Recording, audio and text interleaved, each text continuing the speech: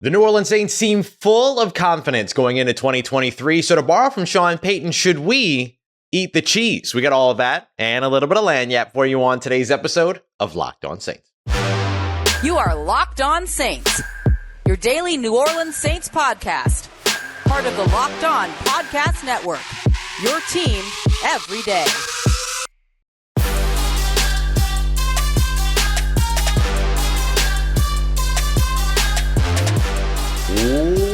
What is good, Who Dat Nation and Who Dat family? Welcome into another episode of Locked On Saints, your daily podcast covering your favorite team, the New Orleans Saints, part of the Locked On Podcast Network, your team every day. Thanks so much, as always, for making Locked On Saints your first listen of the day every day. Don't forget, you can always subscribe and follow for free on YouTube or wherever you get your podcasts so you never miss a daily episode. And if you want to keep the conversation going one-on-one with me, take part in our exclusive film studies, Q&As, insider information, and much more, you can head over today to joinsubtext.com/LockedOnSaints to join a community I would love for you to be a part of. As always, I'm your host, Ross Jackson, at Ross Jackson Nola on your favorite social media, your New Orleans Saints expert credential member of the media. You can find me every single day over as the senior writer and reporter over at Saints News Network, Sports Illustrated's Fan Nation site covering the New Orleans Saints. Every Tuesday on the Locked On NFL podcast, and here with you every single Monday through Friday on Locked On Saints. On today's episode of Locked On Saints, I'm going to walk you through the new approach the tight ends are taking to their drills, thanks to new tight end coach Clancy Barone, as well as hit you with some of the news from this week and weekend to make sure you're all caught up for the second week of New Orleans Saints training camp. Speaking of the second week of New Orleans Saints training camp, they'll go into pads starting today, so we'll talk about what we want to see in those padded practices. But first, let's discuss the New Orleans Saints confidence, because the Saints confidence right now is off the charts, whether you're talking to Derek Carr, Cam Jordan, Tyrann Mathieu, you could be talking to Jimmy Graham right now, who's coming in after a year away from football, and everyone's confidence is so high. Should we, the media, should you as fans be buying into that confidence at the moment? I'll tell you right now, it's really hard not to, because it is infectious and it's great to see. This is a team that looks very, very different mentally now, or mentality-wise, let me say it that way, now than they were when they finished the season in 2022, having missed the playoffs for the second year in a row. This team is in an entirely different place. You listen to Foster Moreau, who was having conversation with us after Saturday's practices, discussing Derek Carr and how quickly Derek Carr has gotten into command of the offense and completely understand, or not completely understanding, but, being able to champion, command, do all of these other things. And that leads to a certain level of confidence. You're watching the defensive line play extremely well in both the pass game and the run game before pads even go on. That's confidence building. Jimmy Graham, who comes in and who's been away from the team for 8 years, 10 years removed from a season where he had 16 receiving touchdowns that led the NFL, and he still will look at you and say, I'm 6'7", and I love the red zone. Supremely confident that he's going to be a part of this team in 2023. There's a whole lot of confidence going around when it comes to the New Orleans Saints, but I want to take you back to the days of Sean Payton. And this is also connected, of course, to his mentor and Bill Parcells, who once left baskets of cheese all over the veterans, different seating areas in the locker room, basically with the message, don't eat the cheese, don't buy into the hype. Should we be doing the same thing when it comes to the confidence that the New Orleans Saints are exuding? Is this confidence merely a cheese basket that we should all be avoiding? I'm having trouble saying that it is. I'll take you back to something that I said months ago on the show that wasn't very articulate, but that I meant it. Look at the New Orleans Saints schedule. It's whack. Look at the quarterbacks that they play against. They're whack. Look at the NFC conference and the quarterbacks and the teams that are in the NFC conference. For the most part, they're whack. The New Orleans Saints are in a good position here, and they have a lot of reason to be confident. And they look good on paper, but we can't forget that there are still questions for them to answer. So this is where not buying into or not eating the cheese does come into effect a little bit. This team still has questions to answer. How good is that interior defensive line really? How many more veterans could they potentially look to add to the defensive side of the football, particularly in the front seven, whether that be the defensive interior, at defensive end, or of course at linebacker? Now, I will say that all three of those spots, the Saints are playing a lot better than I expected when it comes to the depth. The depth down there is showing a lot more promise, a lot more potential with the opportunities that they're being given than I expected that they would. That goes down to Andrew Dowell forcing 2 straight fumbles in 2 straight days and also recovering those fumbles and playing good in the run game after that. DeMarco Jackson looking good in coverage for the most part, getting an interception off of a tip drill from Rashid Shaheed. You look at Nephi Sewell, who's making great plays in the run game. There's a lot of these linebackers that are showing up and showing out. And on the defensive line, whether it's Peyton Turner, whether it's Tana Passanio, whether it's Carl Granderson, the edge is popping off. Isaiah Foskey had a nice day on Saturday. The defensive interior, Colin Saunders, as well as Nathan Shepard and Malcolm Roach have all made plays that have jumped off of the field. Bryan Bresee, the Saints' first-round pick, is coming along. I think that there's a lot to be confident about, even in the spaces where we want to ask the most questions. But the Saints still have to answer those questions in practice. And I don't mean in practice, I mean in practice, as in they have to apply it on the field in game time situation, not just at the New Orleans Saints training facility on Airline Drive in Metairie. They need to get it done at the Superdome and elsewhere over the course of 17 games in 2023. Hard to project all of that as we record this here on July 31st, but seeing some of the confidence there, it's clear that the New Orleans Saints at least believe in themselves moving into the season, that they will be able to translate all of the good work and confidence that they've done so far in training camp, and that they'll continue to do for the next several weeks of training camp, and be able to take that and apply it to the field. Will we see it all come to fruition right away? That remains to be the question. So you tell me, are you going to eat the cheese? Are you buying into the hype? Do you believe in the confidence? Or do you still have big question marks? Because I know I certainly still have big question marks. But maybe I'm willing to nibble on a little bit of cheese, assuming it's dairy-free, of course. No, thank you. But I do think that this is a team that deserves the confidence that it's exuding. I will say it that much. I don't think that this confidence is misplaced. I don't think that this confidence is unheralded or undeserved or unwarranted. Not unheralded, unwarranted. I don't think that it's something that they're just kind of pulling up out of the depths of nowhere. They're doing good work. Things are going well. They feel really good about the coaching staff. They feel really good about one another as well. And I think that those things do go a long way. A good bit of getting prepared for the season isn't just about learning the playbook, although, of course, that's about 90% of it, it feels like.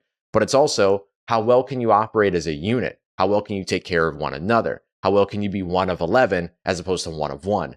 And I think that what the New Orleans Saints have done so far over the course of training camp, minicamp, this offseason, OTAs, rookie minis, everything has shown you that they're willing and ready to be one of 11 when they're out on the field. And that's the type of stuff that's going to win games. Not just any one individual player.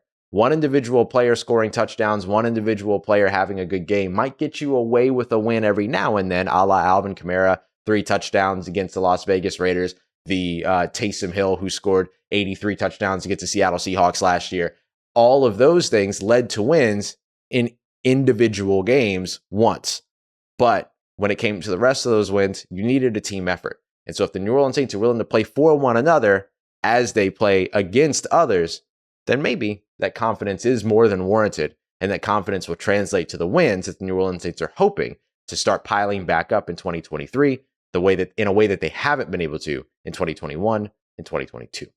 So I think that the Saints' confidence is worth buying into for now, but always, of course, worth buying with caution. Buyer beware. We got more coming up for you here in just a moment as we take a look at what we want to see from the New Orleans Saints padded practices as those kick off later on today. It's a big day. So what do we want to learn? We got that coming up for you as we continue on with today's episode of Locked On Saints, part of Locked On Podcast Network, your team every day. Today's episode of Locked On Saints is brought to you by America's #1 sportsbook. It's FanDuel, and FanDuel right now is making it even better for all of you new customers out there. So if you're new and you want to take your first swing at MLB betting odds, you're going to want to head over to FanDuel right now, because you're going to get 10 times your first amount deposit in bonus bets up to $200. It means if you put $20 down on, let's say, a money line, you're going to get $200 back, whether you win or you lose. Doesn't matter. That's now $200 in bonus bets that you can use on everything from maybe another money line bet, or maybe you want to look at over-unders, or you want to bet on who's going to hit the first home run in a game. You have all of that going for you over at an app that's safe, secure, and super easy to use. Plus, when you win, you end up getting paid immediately, no delay. There's no better place to bet on MLB odds than FanDuel, America's #1 sportsbook. So sign up today. Visit FanDuel.com/LockedOn to get up to $200 in bonus bets with your first deposit. That's FanDuel.com/LockedOn. FanDuel, official partner of Major League Baseball. All right, family, continuing on with today's episode of Locked On Saints. Thanks so much, as always, for making Locked On Saints your first listen of the day every day. To all you everydayers out there continuing to support the show, really, really appreciate you, whether you're watching, listening, whether you're catching the live shows or catching those live. Really, really appreciate you being here as Locked On Saints continues through the two-a-days and as we go through training camp. So now what I want to do is actually preview a day and get you set up for today and tomorrow, which are two padded practices on Monday and Tuesday. So what is it that we want to learn when it comes to those padded practices? Well, the first things first, offensive line and defensive line. We're going to want to watch what these players look like in the trenches. Now, there's still not tackling allowed. There's still not, it's not like live contact or anything like that. It's not like we're going to see these guys lay each other out or whatever. But with having those pads on, things do feel a little bit more familiar, and the offensive line and defensive line gets a little bit more free. You get a little bit more thud here and there, as opposed to the sort of, hand fighting and, hey, am I in position, and those kinds of things that you're looking for when it comes to the shell practices or the non-padded practices. So as we get into the padded practices here over Monday and Tuesday, a couple of names that you really want to learn more about in the trenches, starting over on the defensive side, obviously rookies Bryan Bresee and Isaiah Foskey. You want to see a little bit more from them in terms of here's a little bit more of an opportunity for you to crank up the motor a little bit. That's what this becomes for them.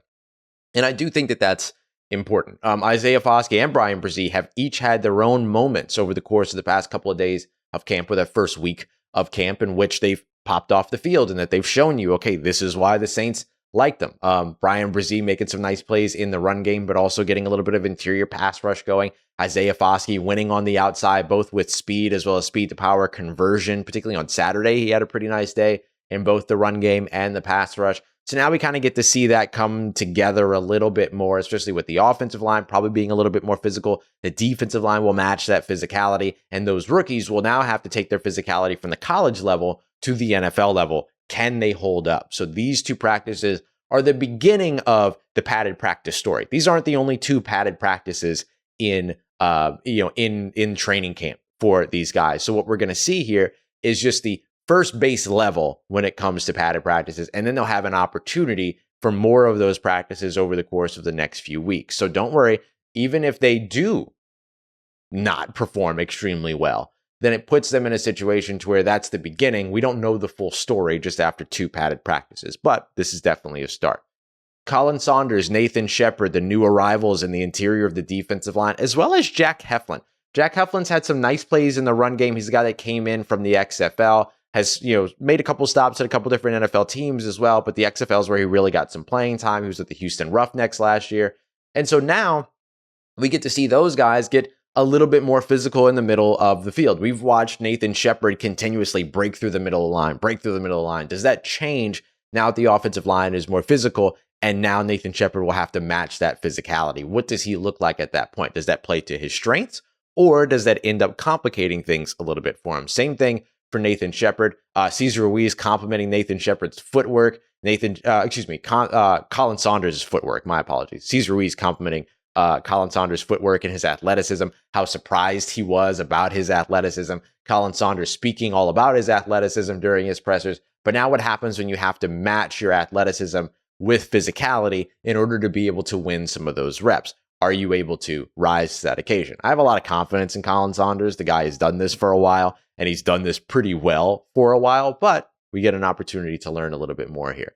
And then finally, Carl Granderson and Peyton Turner. We've watched both of these guys more than flash. We've watched them consistently make plays over the course of the first week of training camp. Now, when the offensive line raises or dials things up a little bit, does that create an opportunity for one of them to separate to where maybe they match up more physically successfully than the other? So right now we're seeing a lot of good stuff from both guys, but does that do we start to see a little bit of a gap widen once the pads go on? I did mention Cam Jordan because we know who Cam Jordan is. Cam Jordan looked fantastic on Saturday, by the way. He put on a show for the fans. He looked awesome out there. Maybe now that the pads go on, we get to see a little bit more of that from him, but we don't need to. You know who Cam Jordan is. There's very little concern when it comes to all that. Over on the offensive side, this plays right into Trevor Penning's, like, his pocket. You know, when you're a singer, they always talk about finding your pocket and finding that space where you know you can excel, that kind of range and where your best spot is. That's what this is an opportunity for Trevor Penning. He is a massively physical player, although very athletic as well. He was leading the way down the sideline on that big Alvin Kamara catch and run on the screen. I think that was Friday when he returned to practice. Great stuff when it comes to all that. But now it's time to be physical. So now he gets to do the thing that he likes. He gets to legally assault people, as he once said in an interview. And so he gets to be a little bit more of that. We've already seen a little tiny bit of chippiness between him and Carl Granderson. Just chirping. Not really chippy. It's just a lot of chirping, a lot of talk. But now things kind of get spiced up a little bit, right? Like the gumbo's almost done. We're putting the filet in at the middle, and now we're at the end rather, and now we're getting ready to serve. So this is Trevor Penning's opportunity to start showing a little bit more of that physical brand of play style that he has and putting that on display. The other guy that I'm going to be watching really, really closely, and trust me, I'm not about to just run through the whole offensive line here. I think this is going to be my last point on this. But is James Hurst. I'm really intrigued to see where James Hurst is playing week 1 of the 2023 NFL season, because he's taking a lot of snaps at left guard, and he's taking a lot of those before Andrus Peat does. Now, look, the offensive line is shuffling all around. Andrus Peat's coming off of an injury. This might be merely a symptom of that and the ramp up. Maybe we see soon that Andrus Peat reassumes full-time the left guard role with the first team. But right now, James Hurst is getting a lot of looks there. And sometimes when James Hurst is getting those looks at left guard, you also see Andrus Peat taking snaps at left tackle. So it's not exclusively saying that when James Hurst takes snaps at left guard, Andrus Peat is not on the field. He's taking these over Andrus Peat. But it is interesting nonetheless. And James Hurst is a veteran. They believe that James Hurst is the guy that can be a starter in the NFL, that he is a starter level talent. So is he a better starter than Andrus Peat is? And would that make Andrus Peat a better backup than James Hurst is? I think that there's an argument to be made there. So how do you maximize both of these guys? I think that this becomes a really big couple of days, and these padded practices become a big cumulative film study, basically, for James Hurst and potentially in James Hurst's favor. So I'd like to see him maximize these and really come out on top when it comes to some of these physical matchups, particularly on the interior. The Saints want to attack. They want to be able to attack with that new interior that they have of Malcolm Roach and Bryan Bresee and Nathan Shepard and Colin Saunders. What better competition to have if you're trying to win a role as an interior offensive lineman than stymieing an attacking interior, because that's what you're going to face around the NFL. And we already know what James Hurst can do as a run blocker, so now we get an opportunity to see what he can do against very talented defensive linemen on the interior. So I'm really excited to see James Hurst, really excited to see Trevor Penning. I'm excited to see the guys that are coming off an injury as well. This becomes a little bit of a barometer or litmus test for them too, but really, like, those two guys in the offensive line, I'm really, really looking forward to seeing. And of course, rookie Nick Saldiveri gets a little bit of an opportunity to stand out as well. All right, coming up next, we're going to take a look at the team's new approach to tight end drills that I think is genius, thanks to new tight end coach Clancy Barone. And I'll get you caught up on the 4 biggest pieces of news from last week so that you're ready for this week. Got that coming up for you as we continue on and wrap up today's episode of Locked On Saints, part of Locked On Podcast Network, your team every day.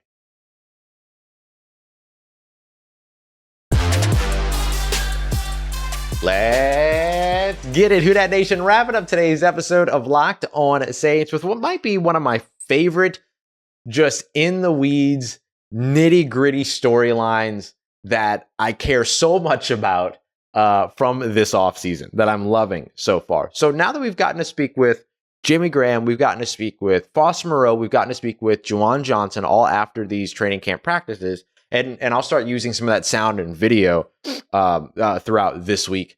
But there's been a really interesting thing. You know, I like to ask about the new position coaches. I like to talk about Joe Woods and Marcus Robertson with the defensive backs. I like talking Todd Grantham with the defensive linemen.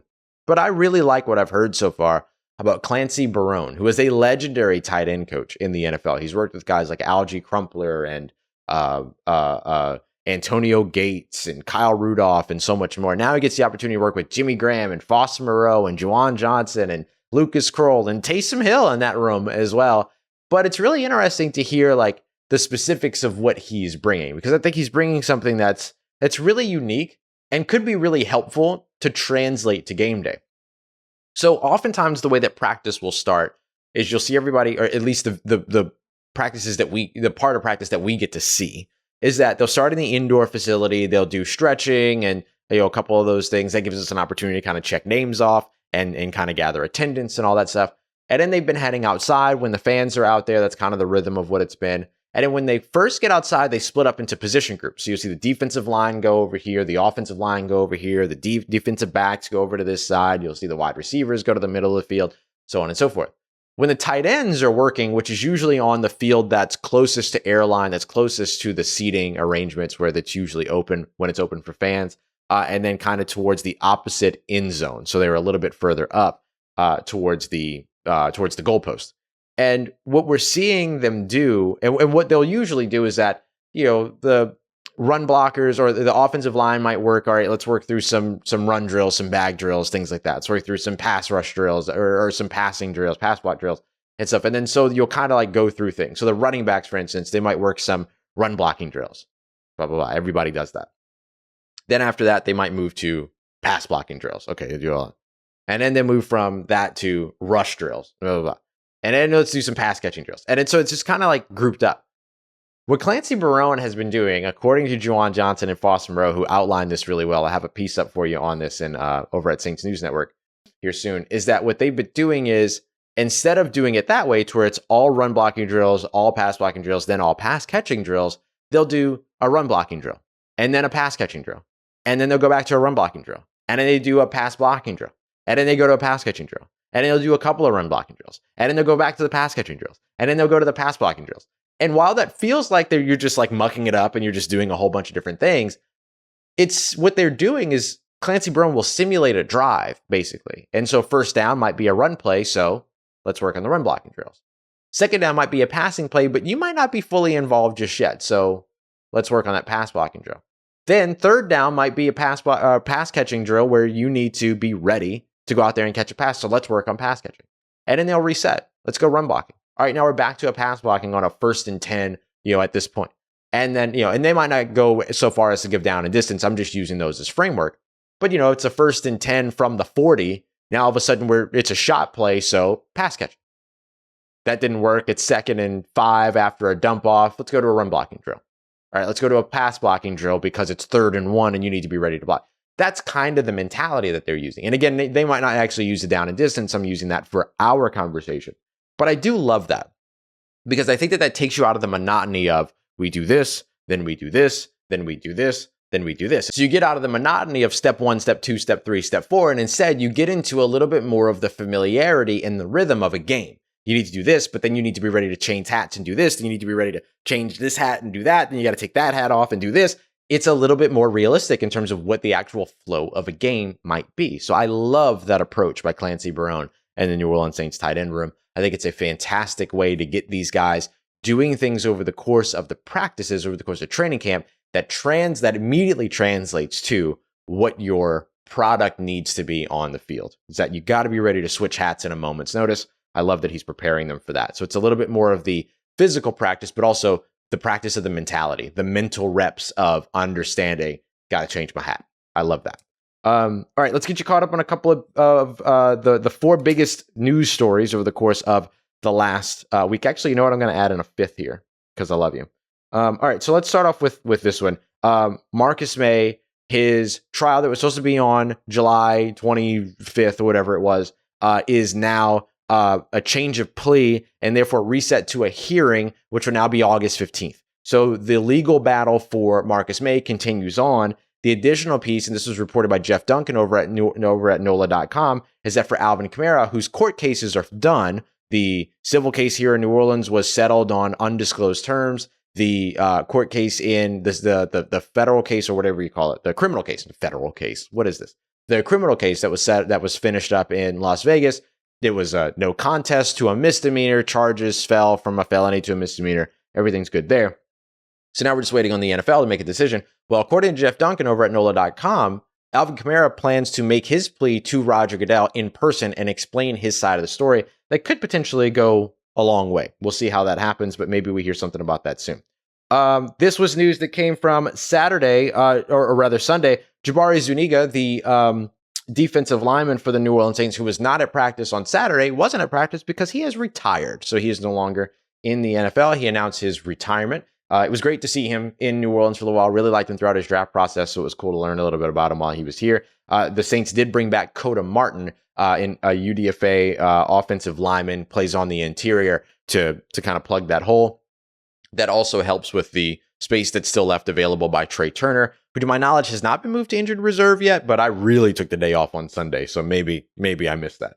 But you imagine that once that happens, there will still be an extra roster spot open. So maybe with Coda Martin coming in and filling the gap at offensive lineman, Jabari Zuniga's retirement means the potential for a veteran defensive end to potentially show up.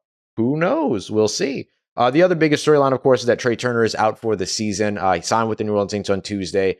Unfortunately, on Saturday, he ended up having tearing a quad. He had a torn quadriceps injury. And so that's a 5 to 8 month recovery period. He's going to go on injured reserve, and he's done for the season. And Zach Wood signed an extension, New Orleans Saints long snapper. He will remain the New Orleans Saints long snapper through 2027. For those of you that remember the story of John Dornbos, the guy that the New Orleans Saints traded for, was an offensive lineman. Traded for him in 2017, I believe, from the Philadelphia Eagles. They traded a 7th round pick to get him here in New Orleans. They got him here. They did a physical once he showed up, and they found out that he had a life-threatening aortic aneurysm that needed immediate emergency open heart surgery. And then John Dornbos ended up going out, getting that surgery, immediately retiring from the NFL. Incredible story. One of those life-saving moments by the New Orleans Saints medical staff, including guys like Nick Fairley, and of course here recently with Foster Moreau. With that physical happened, and they found this, and then he wasn't able to play, and he retired. The Saints got their 7th round pick back, but they still needed a long snapper. So they brought in like a group of 4 or so long snappers back in 2017 and signed one of those 4. That guy was Zach Wood. So Zach Wood kind of came in and saved the New Orleans Saints at a position that they really felt like they needed to address so much. They actually traded for a long snapper, right? Like really think about that. They traded for a long snapper. So it shows you how important that position is to them and how much they care about special teams. And Zach Wood was the guy that came in and saved the day after everything happened with John Dornbos.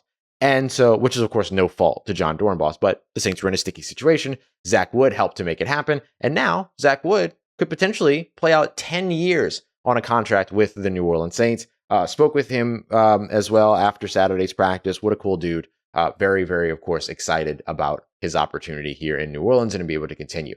He's got a $2.3 million guarantee on his contract, including his entire first year of his contract. That's the 3rd highest guarantee level in the NFL, behind just two other long snappers in the NFL. Played for the New England Patriots, and then of course the New York Jets as well. Tommy Hennessy over there. So really, really cool to see Zach Wood get that new deal, and of course the New Orleans Saints continuing to lean in on special teams.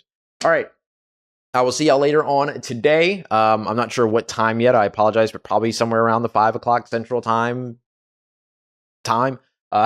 to get you all caught up and let you know everything that went on during today's first day of padded practices for New Orleans Saints training camp. And be right back at you with a whole new episode on Tuesday. I appreciate y'all, as always, for continuing to make Locked On Saints your first listen of the day every day, and to all the everydayers out there, thank you very much for making Locked On Saints a part of your day, part of your routine, for saying yes to me and the show. As always, if you see me, please say hi. And if you need anything else around your New Orleans Saints in between these episodes, make sure you follow me on whatever your favorite social media is, at Ross Jackson, NOLA. Hit me up. Let me know how the family's doing. Let me know how you're living. Let me know how you're momming them. And trust you, that nation. I'll holla at you.